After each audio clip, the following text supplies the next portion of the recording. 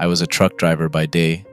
I drove one of the smaller box trucks making deliveries, but that didn't keep me off the interstates. Twice a week, I took the long trip for supplies. Driving on the interstate with all the idiots made me want to do terrible things to people, like when some grandma was sitting in the passing lane for an hour with her cruise control set on 47 and no one could pass her. When I got to a city, the traffic intensified. Being stuck with the other 4 lanes of law-abiding traffic for a half hour and watching helplessly as these arrogant drivers in their BMWs and Mercedes decided to pass everyone on the berm because they're too important to wait like the rest of us, made me think of doing some bodily harm to some idiot drivers. As I was heading back from my stressful trip, this idiot in a big rig decided that I was in his lane. I saw the tires getting closer as he changed lanes with no signal. I slammed on the brakes to keep from being pushed off the road at 70 miles per hour. Did he stop? No. Did he even slow or flash his lights in recognition that he'd done anything wrong? Of course not. I stared in rage at the truck that was pulling away from me, and suddenly I felt my foot pressing harder on the gas pedal. I caught up to him and honked my horn so he would look at me. Then I gave him the finger and swerved into his lane. He swerved away from me. I didn't need to be able to read lips to tell the kind of language he was using. He swerved back and I had to go into the passing lane to avoid him. In doing so, I almost sideswiped a minivan I hadn't noticed. They managed to avoid me, but that was when I came to my senses and realized what I was doing. I hit the brakes and pulled over to the side of the road. I put the truck in park and turned it off. I sat there shaking at the thought of how dangerous and stupid I'd been. It was then I realized I needed a vacation. It had been 2 years since I'd taken one, and the incident showed me that the job was getting to me. I had lots of time to think about it, and I knew exactly where I wanted to go. You know how there are things you always want to do, but you put them off because you don't have time? That was the thing I planned on doing to regain my perspective. I used to live in a small town when I was a kid. We lived on a side road of town where there wasn't much traffic, but we could see downtown and the main bridge crossing the river. Like anything else, you grow up in a small town, seeing certain things and taking them for granted. There was a house beside us that was run down. I don't ever remember seeing anyone enter or leave it. In the backyard, there was a car that sat outside the garage under a tarp where you could see the taillights and the back end. It never dawned on me until I left, grew up, and learned some things. When I came back, I realized that the car that was sitting there, rusting apart, was a 1967 Shelby GT 500 Mustang. Like other things, you grow up thinking it was an old rusty car, not realizing until later just how special it was. There was a building a few blocks up from where we lived that we would pass on our way to the store. It never dawned on me that it was anything special. After I grew up and came back, I found out it was a mental hospital. By that time, it had already been abandoned. But with my urban explorer sensibilities, I felt the compulsion to go in and see this building that used to be so well kept, which now stood empty and deteriorating. I walked up to the corner and stopped to take in the sight of the weeds growing and windows that were boarded up. I felt like I had to see what was inside.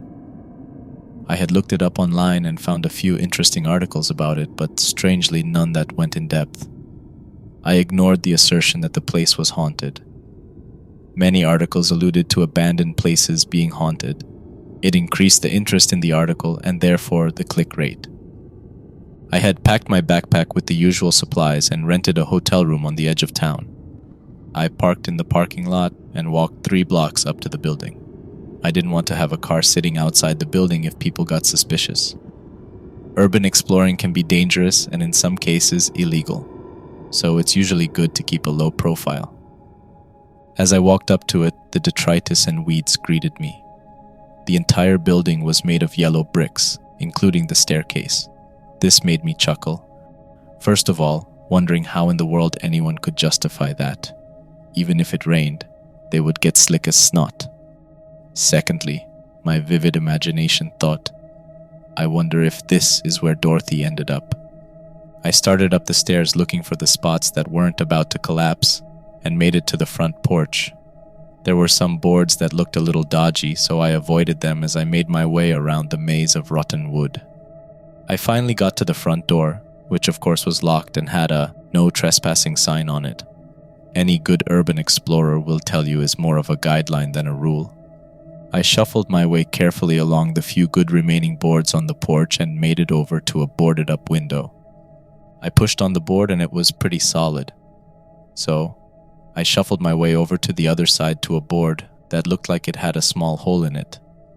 I glanced around to make sure no one was looking before giving the moldy board a yank.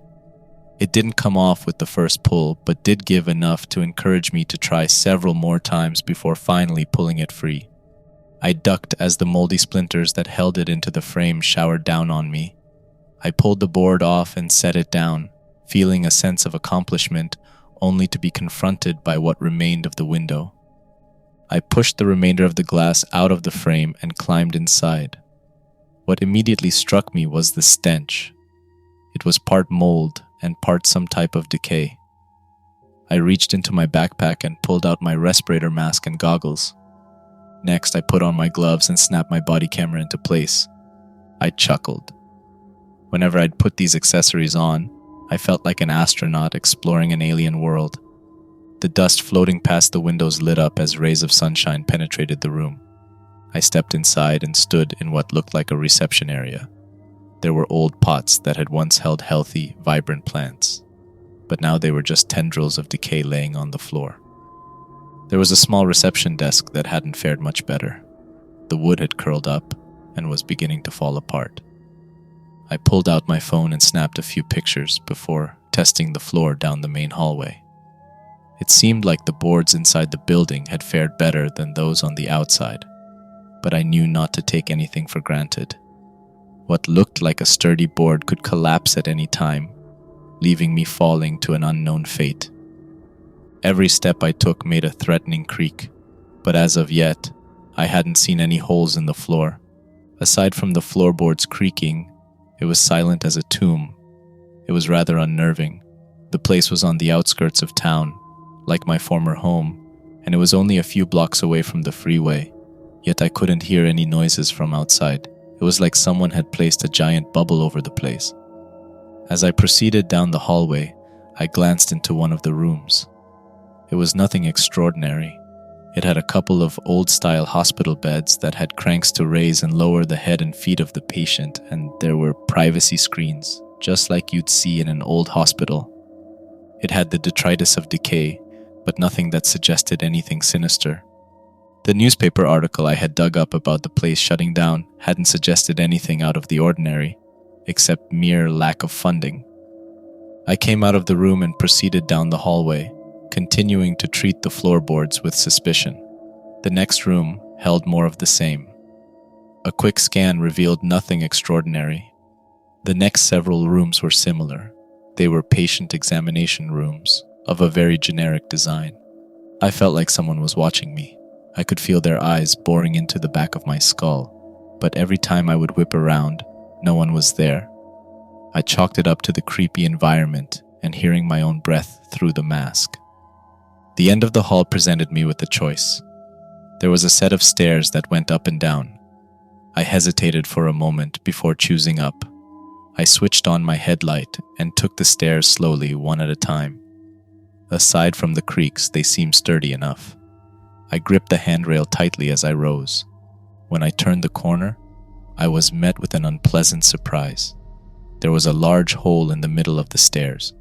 I snapped a picture with my phone, then leaned forward and examined it closely. It didn't seem to be caused by dry rot. It looked like someone had taken a giant ice cream scoop and scooped out a perfect circle of stairs. I reached down and felt the edges. Surprisingly, they were perfectly smooth.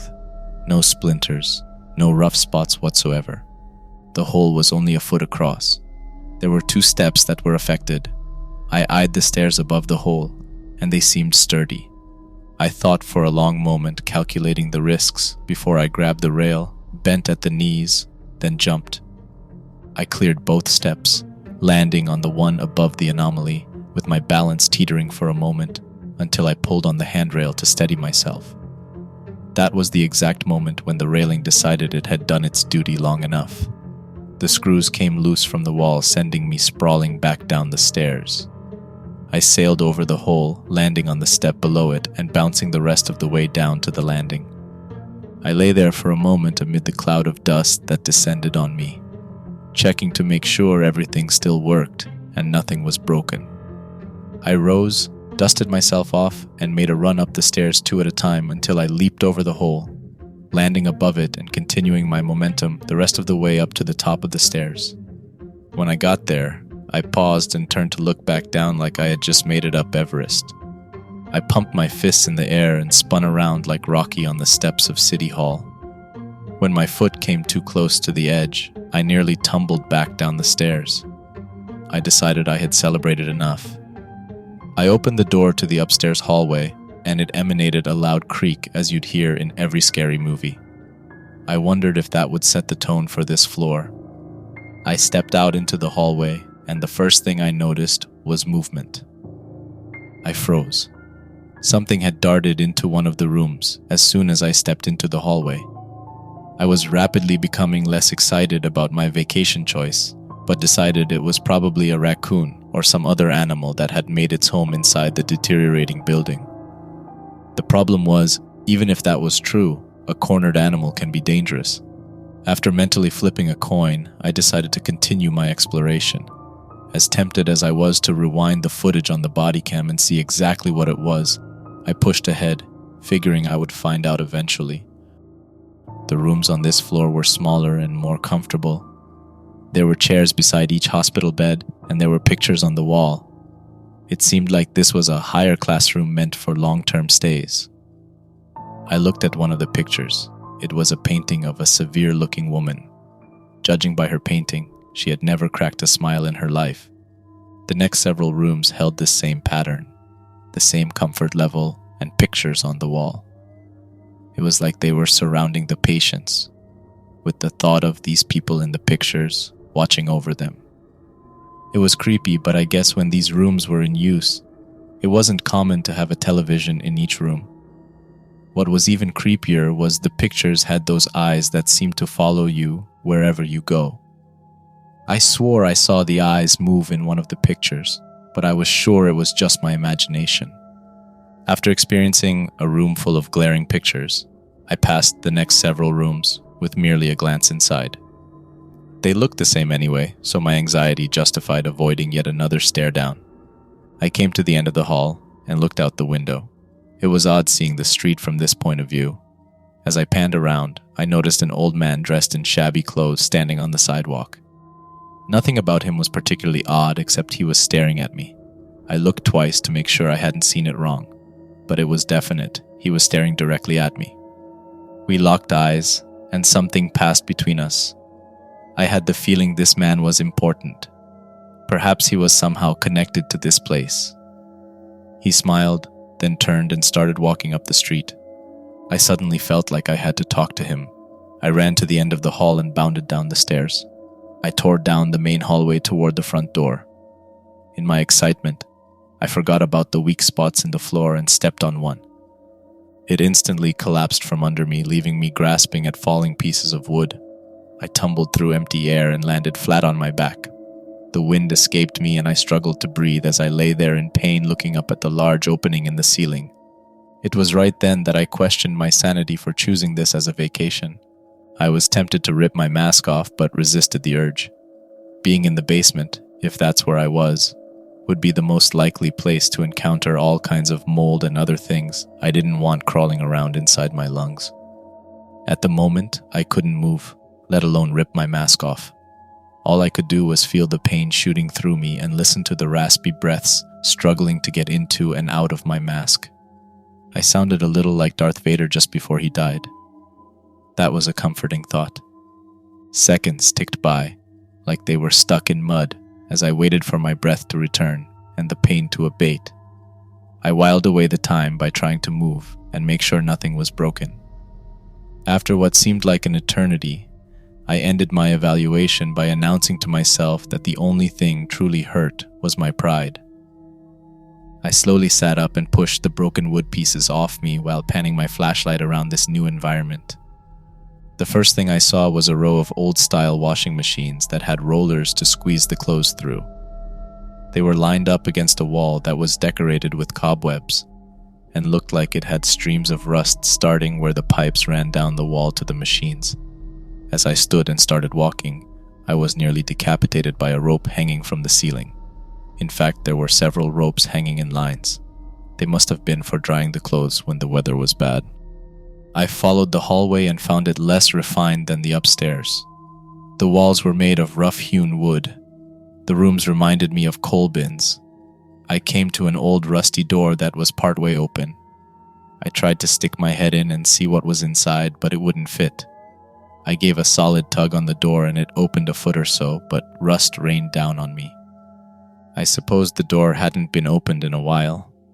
I stepped inside and panned my light around.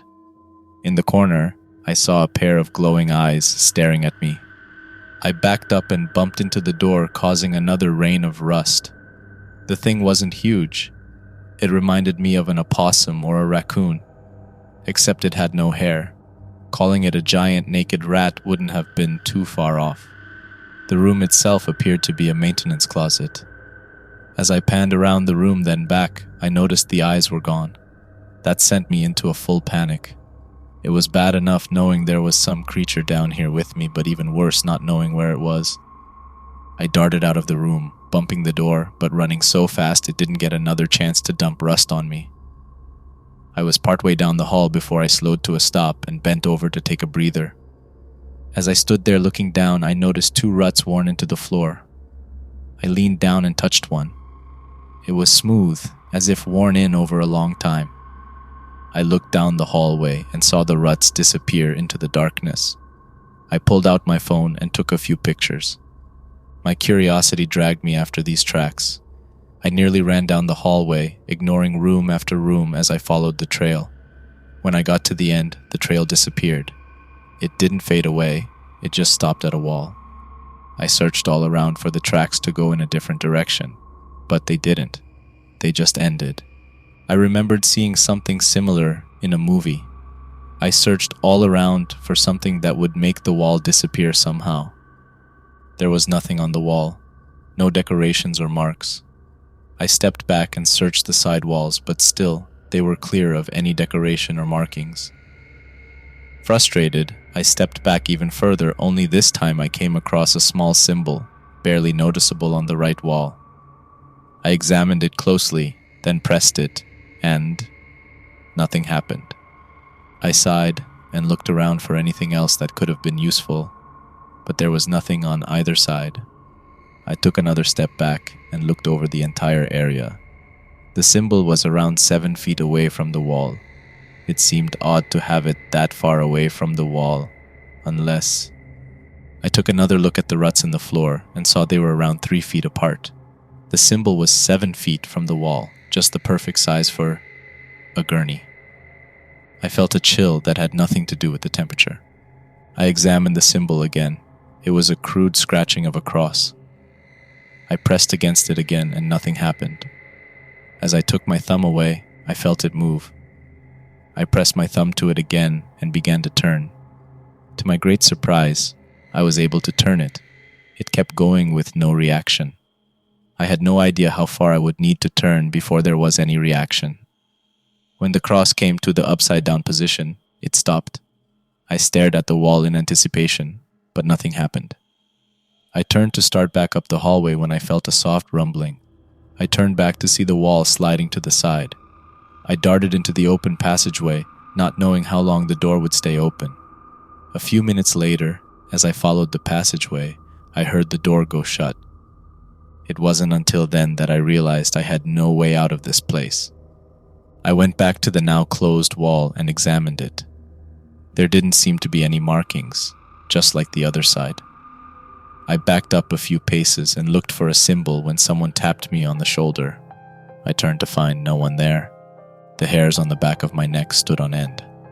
I stopped looking for the symbol and started quickly walking down the hall, hoping to get away from who or whatever it was that tapped me. I wasn't a huge believer in the supernatural, but I didn't discount it either. If someone wanted to get me, they would have to chase me. The flashlight mounted on my head began bouncing as I jogged away, making shadows dance across my path. Just as I slowed down and convinced myself I had been stupid to run, someone tapped me on the shoulder again. I turned around, but no one was there. This time, I didn't mess around. I took off at a full run.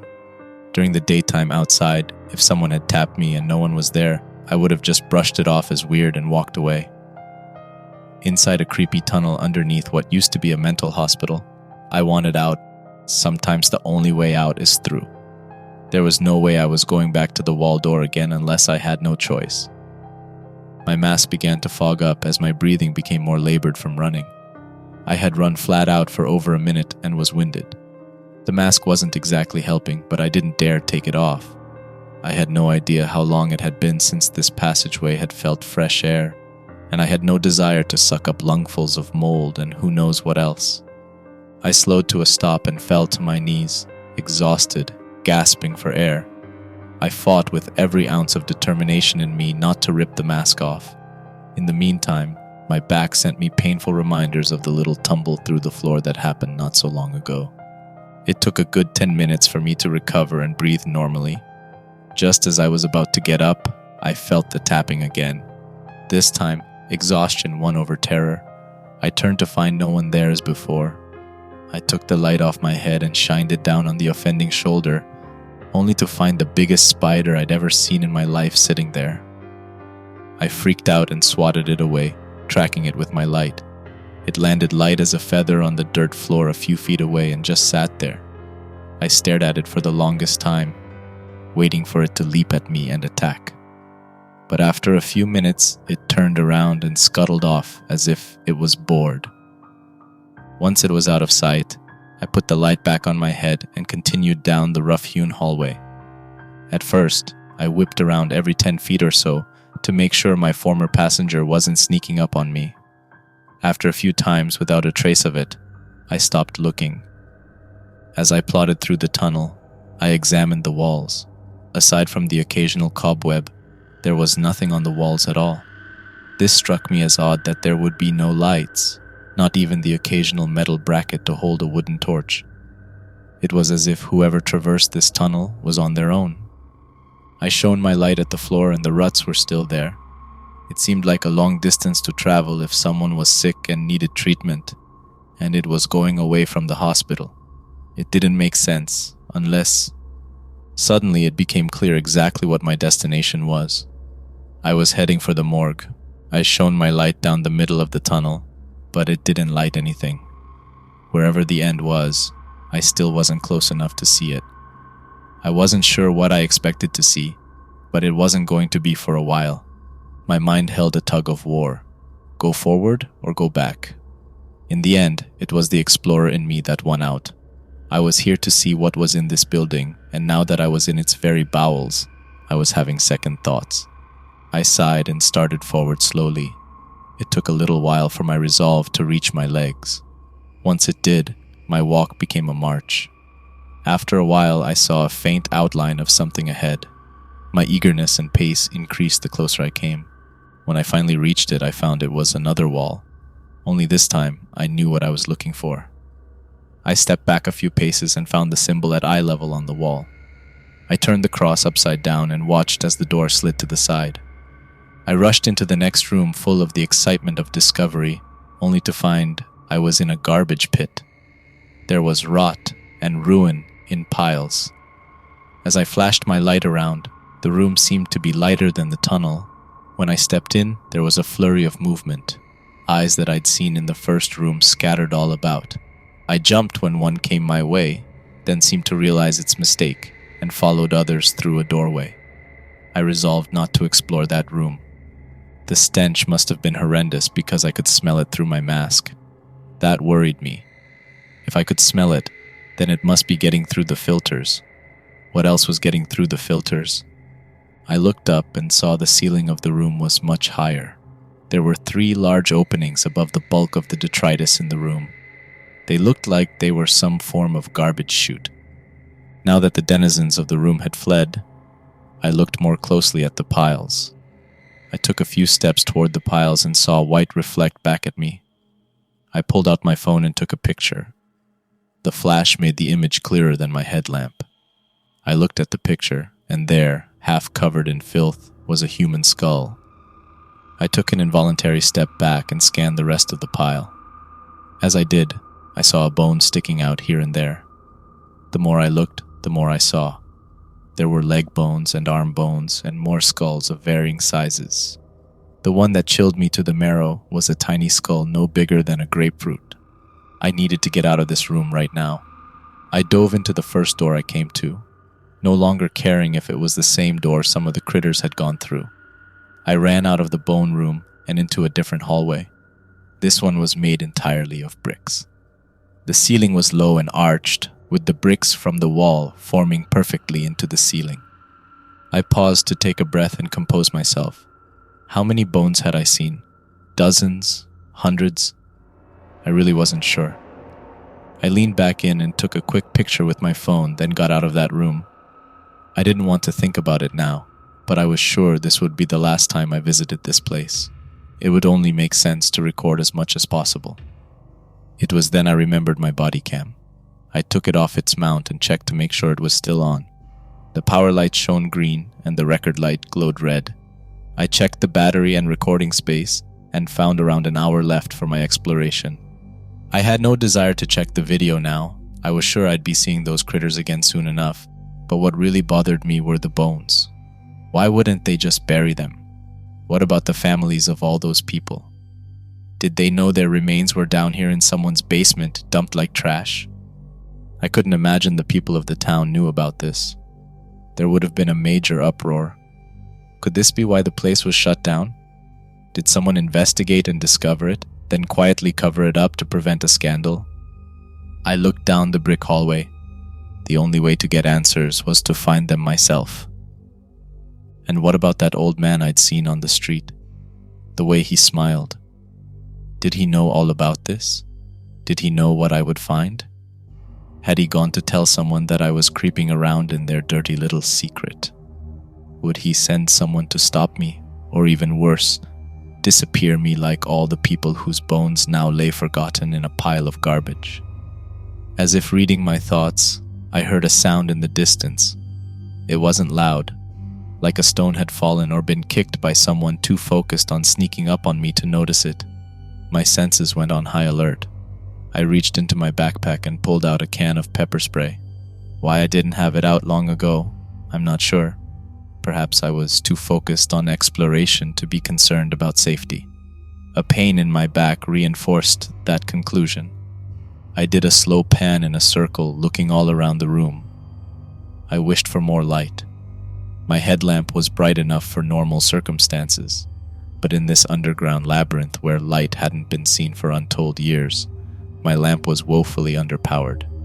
Every time I turned, shadows jumped and danced, making my anxiety run rampant. As strange as it sounded, those small rodent-like creatures gave me hope. At least I knew there was breathable air down here. Otherwise, they would have died long ago. I wondered what they were feeding on.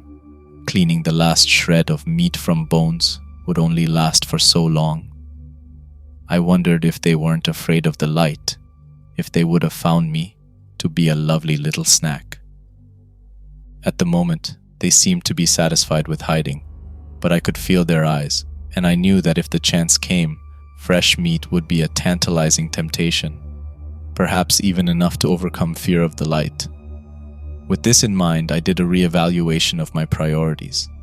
The way back to the main part of the hospital was very far, and I wasn't sure if I could find the triggers to open the walls. Also, I wondered if my tumble into the basement had destroyed the stairs to get back up. My choices were limited. Either I start down the brick hallway or go back into the bone room. I still heard the call of exploring the unknown, but with every new danger that arose, the volume decreased. I started down the brick hallway, but slower than before. Every opening caused concern, every sound, apprehension. The sounds were increasing by degrees, as if I was approaching the lively center of this dark and desolate place. As tempted as I was to explore rooms as they emerged, I didn't do more than pop my head in and take a picture. The quick glances showed them all to be rather similar.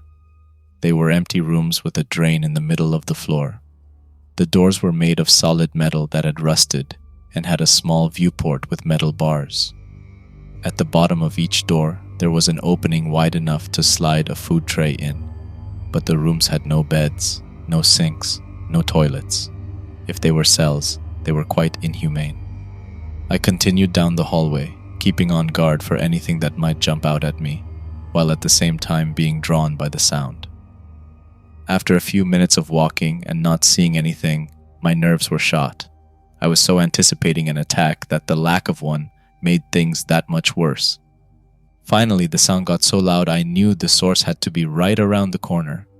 Sure enough, I came to a turn in the hallway, and there was my culprit. Water falling from far above and splashing into a puddle on the floor. It must have been doing it for a long time because there was an impression worn into the floor where the puddle permanently resided. When I rounded the corner, several of the critters scattered upon seeing the light. I stepped around the puddle and continued down the hallway. It was strange hearing the sound recede, like I had made a great discovery and then immediately abandoned it. I came to a long circular ramp that went up to the next floor. I worked my way down this new hall until I came to a room that made me wish I'd never taken a vacation. It was a large room, but very dirty. Unlike the other rooms in the basement hallways, this one had furnishings. There was a large cage that was round with metal slats and looked like it had just enough room to hold an adult. I knew this because there was a skeleton inside. The legs had slipped out of the bottom and one of the feet was missing. The rest was piled at the bottom of the cage where the poor unfortunate soul must have died and been left there to rot. I nearly retched at the thought of being left to die in such a horrible way. The rest of the room was furnished as well, with a rack, an iron maiden, and a strange contraption that had a pyramid sitting on top of a pole. One other thing the room had was my missing gurney. It was sitting off in the corner, rusting to pieces. One of the wheels had fallen off, and the other three looked like they were close behind. On the wall opposite the furnishings were 3 large openings. I looked through one and saw the pile of dirty bones in the room below where I had first entered. But the next room held an even bigger shock. The room was large like the previous one, but filled with occult images. On the floor was a large star with many smaller symbols near the points. There were many spots where dark stains covered sections of the floor. There was an altar of some kind at the far end, but I had no desire to see it. I went through that room as quickly as possible, so fast that I nearly ran into the ladder. It was the only option. The hallway just ended at a ladder. I shone my light up but couldn't see the top. It was once again decision time. In for a penny, in for a pound, I thought, but my mind was screaming to turn around and go back. At this point, I don't think I could turn back without finding what was at the end of this parade of nightmares. I grabbed the ladder and gave it a tug. It seemed to hold, and no rust fell, so I began the climb. Partway up, I took a break and shone my light toward the top. This time I could see something very faintly. It was nice to have a goal to aim for. I climbed until my arms and legs felt like jello. Finally, I felt something bump against my head. I looked up to find a trapdoor. I pushed against it, but it barely budged. After a few minutes of trying more desperately each time, I finally managed to push the trapdoor up enough to crawl out. As soon as I was free, it snapped back shut. I lay on the floor, breathing hard from my vertical journey. After a few minutes, I gathered myself and got up to find out where I was. I looked around the room and it seemed to be the secluded corner of a storeroom. There were shelves full of copy paper, tablets, pencils, and other standard office supplies.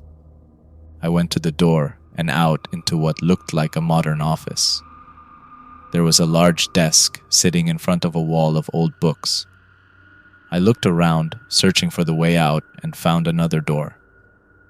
I stepped out into the sanctuary of an old, high-ceilinged church. The windows were beautiful artworks of stained glass, showing religious scenes. The pulpit was ornate, and the pipe organ was massive.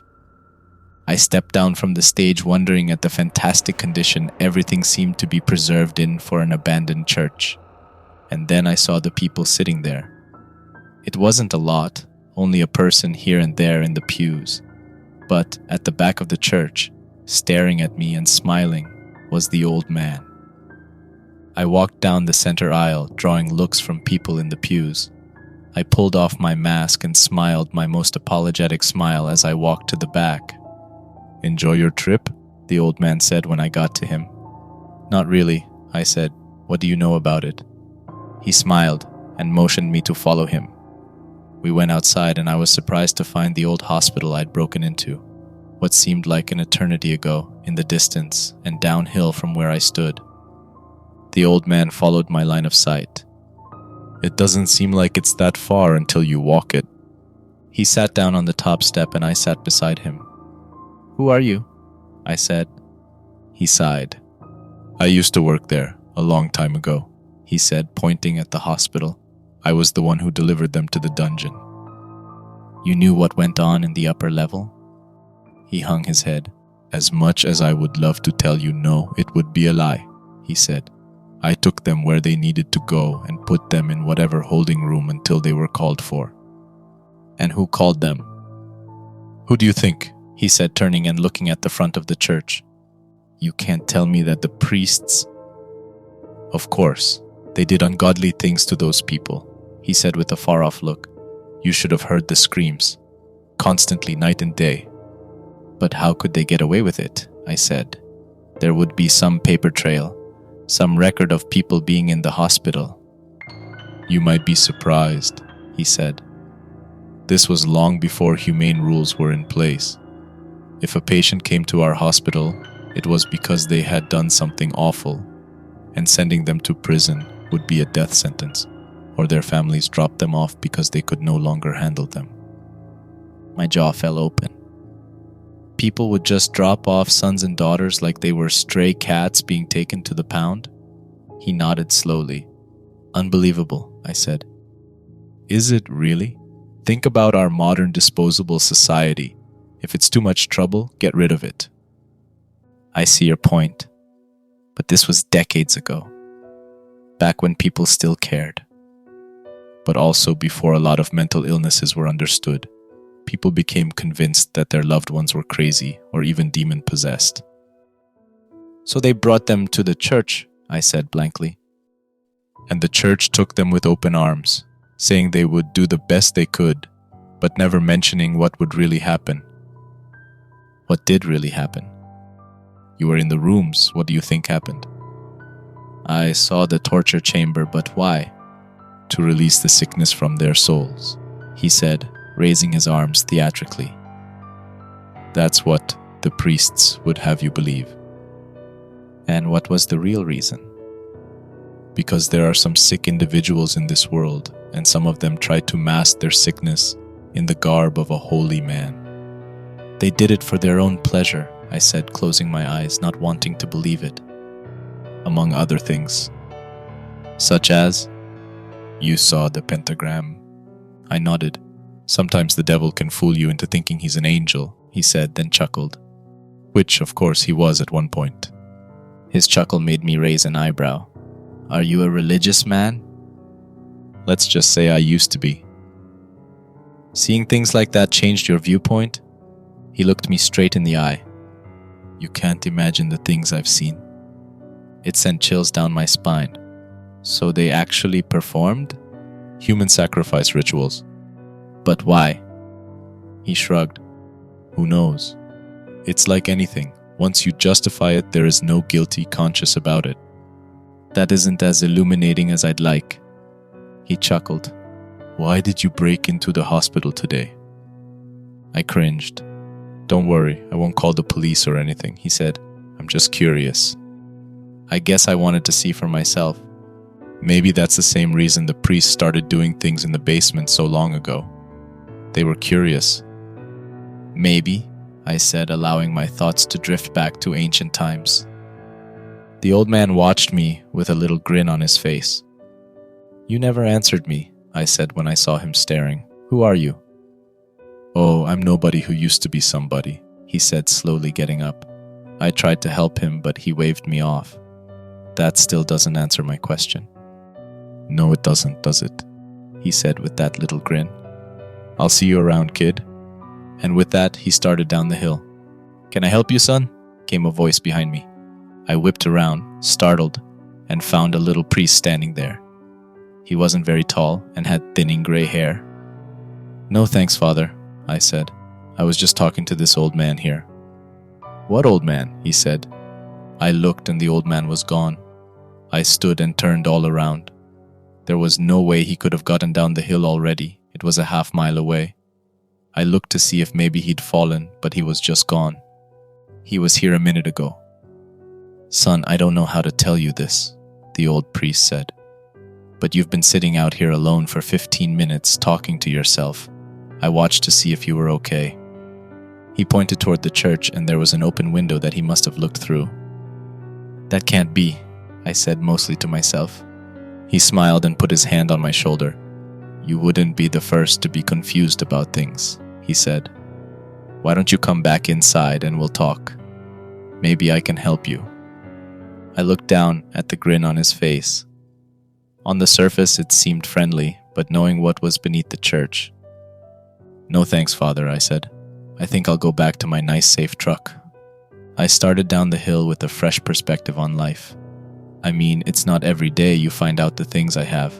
And as for the old man, when I walked past the hospital, I looked up at the second-story window I'd seen him through. I swore I saw a fleeting glimpse of someone looking out at me. I stepped a little faster, heading for my car. When I got home and reviewed the footage from my body cam, I found the priest was right. There was no old man. I was sitting there, talking to myself. There was a strange fluctuation when I would look at where the old man should have been, like heat waves in the desert. I never came back to explore my hometown. Some things are better left alone.